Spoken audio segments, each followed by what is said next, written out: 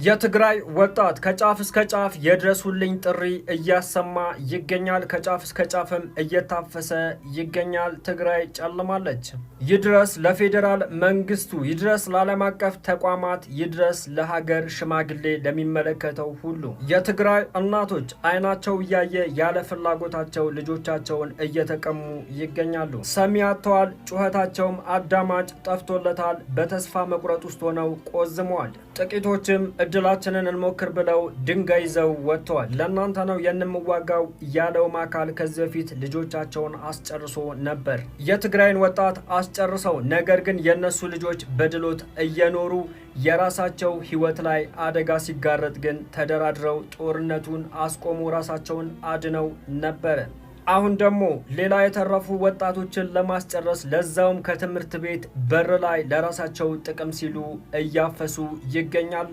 መማሪያ እስክሪፕቷቸውን እያስጣሉ መዋጊያ መሳሪያ እየሰጧቸው ይገኛል። የነገ ህልማቸውን ለማበላሸት አባቶቻቸውን አስለቅሳችሁ እናቶቻቸውን ገፍትራችሁ የወሰዷቻቸው ወጣቶች እንዴትስ በጀግንነት ከፊት ሆነው ይዋጉልኛል ብላችሁ አሰባችሁ? ይሄ ቪዲዮ ውስን ፖለቲከኞችን ሊጠቅማቸው ይችላል፣ እንደዛውም ውስን ፖለቲከኞችን ደግሞ ሊጎዳቸው ይችላል። ነገር ግን የዚህ ቪዲዮ ዓላማ ያደየን እንባ ፍትህ ስለመጠየቅ ብቻ ነው። በአስቸኳይ አባቶቻችንን ያጎሳቆሉት እናቶቻችንን ያስለቀሱ አካላት በሙሉ ለህግ እንዲቀርቡልን እንፈልጋለን።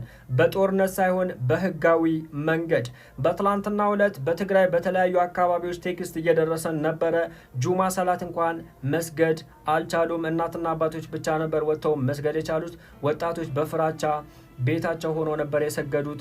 እሱ ብቻ አይደለም፣ በርካቶች በውስጥ እየጻፉ ይገኛሉ። በርካታ ተማሪዎች ትምህርታቸውን አቆመው ቤታቸው ቁጭ ብለዋል። ምክንያቱም እንማራለን ብለው እስክሪፕቶ ይዘው እየወጡ ለጦርነት እየታፈሱ ይገኛሉና እነዚህ ወንድሞች የእኛን እገዛ ይፈልጋሉ። እነዛ አምባገነኖች ለህግ እንዲቀርቡ ዘንድ ሁላችንም ከትግራይ ወንድም እህቶቻችን ጎን መቆማችንን ልናሳያቸው ይገባል። ለሚመለከተው አካል ሁሉ በሀሳቤ የሚስማማ ይህን ቪዲዮ በደንብ ሼር፣ ኮፒ ሊንክ፣ ሪፖስት ያደረጋችሁ አዳርሱት። ኖ ሞር ዋር። ይህ ድምጽ ልጆቿ በጦርነት ላለቁባት፣ ድጋሚ በጦርነት ልጆቿ እንዳያልቁ እያለቀሰች ላለችው እናት ነው። ይህ ቪዲዮ ከደረሳችሁ ሁላችሁም የሚመለከተው አካል መፍትሄ እንዲያበጅላቸው ድምጽ እንሁንላቸው። አንዲትም እናት በልጆቿ እጦት ማልቀስ የለባትም። ሀገርም ወጣቶቿን ልጆቿን ማጣት የለባትም። ይህ ድምጽ የደረሳችሁ በጠቅላላ ልጆቻችን በጦርነት አያልቁም ብለው ትራንስፖርቶችን በድንጋይ ላስቆሙ ለጀግና እናቶች ድምጽ ልንሆናቸው ይገባል። ሀገራችን ኢትዮጵያ የሚያስፈልጋት አንድ ጦርነት ነው። እሱም ከድህነትና ከድህነት ጋር የሚደረግ ጦርነት ብቻ ነው። ኢትዮጵያ ሀገራችንን አንድ ሆነን እንጠብቃት።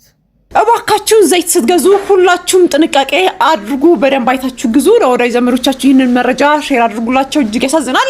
መርካቶ ላይ በዘይት ስም የቆሻሻ ፍሳሽ ሲሸጡ የተገኙ ግለሰቦች መያዛቸው እየተገለጸ ይገኛል። በትላንትናው ዕለት በአዲስ አበባ መርካቶ አካባቢ የምግብ ዘይት ነው በማለትም የቆሻሻ የመጸዳጃ ፍሳሽ ለህዝቡ ሲሸጡ የነበሩ ግለሰቦች እጅ ከፍንጅ መያዛቸውም ታውቋል። ታዲያ ድርጊቱ በህብረተሰቡ ዘንድም ከፍተኛ የተባለው ቁጣና ማስተባበያ የሌለው መደናገጥን የፈጠረ ሲሆን ማለት ነው። ድርጊቱ የፈጸሙት አካላትም በቁጥጥር ስር ውለው ምርመራ እየተደረገባቸው እንደሚገኙ ተገልጿል። እጅግ ያሳዝናል። ሁላችንም ጥንቃቄ እናድርግ።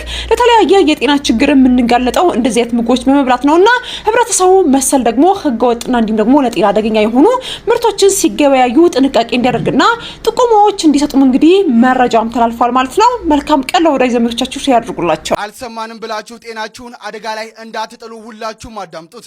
እንዲሁም ለወዳጆቻችሁ በሙሉ ሼር አድርጉላቸው። በትናንትናው ዕለት እንግዲህ መርካቶ አካባቢ የምግብ ዘይት ነው በማለት የቆሸሸ የመጸዳጃ ቤት ፍሳሽ ለህዝቡ ሲሸጡ የነበሩ ግለሰቦች እጅ ከፍንጅ ተይዘዋል። ታዲያ ድርጊቱ እጅግ የሚያስደነግጥና ምን አይነት የመጨካከን ደረጃ ላይ እንደደረሰን የሚያሳይ ነው። ድርጊቱንም የፈጸሙት አካላት በቁጥጥር ስር ውለው ምርመራ እየተደረገባቸው ይገኛል። እናም መሰል ምርቶችን ስትገዙም እባካችሁ በተቻለ መጠን ከፍተኛ የሆነ ጥንቃቄ እንድታደርጉ መልእክታችን ነው። ፎሎ ማድረግ አዳዲስ መረጃዎችን ይከታተሉ። በአዲስ አበባ ከተማ የጸጥታ አካላት የሚወስዱት እርምጃ በርካቶችን እያስቆጣ ይገኛል። በቪዲዮ ተቀርጾ በማህበራዊ ሚዲያ ላይ የተለቀቀው ማስረጃ እንደሚያሳየው አንድ የህግ አስከባሪ አባል በአንድ ግለሰብ ላይ የፈጸመው ከባድ አካላዊ ጥቃትና እንግልት ፍንትው አድርጎ ያሳያል። ይህ ቪዲዮ በማህበራዊ ሚዲያ ላይ መሰራጨቱን ተከትሎ በርካቶች ቁጣቸውን እየገለጹ ይገኛሉ። እንደምትመለከቱት በግልጽ እንደሚታየው ሰማያዊ የፖሊስ ዩኒፎርም የለበሰ አንድ አባል አንድን ግለሰብ በኃይል እየጎተተና በተደጋጋሚ እየደበደበው በጭቃማ የልማት መንገድ ላይ ሲነዳው ይስተዋላል። ይህ የህግ አስከባሪው ጭካኔና ስልጣንን አላግባብ መጠቀም በርካታ ማህበረሰብ አባላትን በእጅጉ ያስቆጣ ሲሆን ድርጊቱ የዜጎችን ሰብአዊ መብትና ክብር በግልጽ የጣሰ መሆኑን ብዙዎች እየገለጹ ይገኛሉ። እንደዚህ አይነቱን ከህግ ያፈነገጡ ድርጊቶችን እንዴት ትመለከታላችሁ? ገንቢ ሀሳባችሁን ኮመንት ላይ አጋሩኝ። ለበለጠ መረጃ የፕላስ ምልክቷን እየነካችሁ ፎሎ ማድረግ እንዳይረሳ።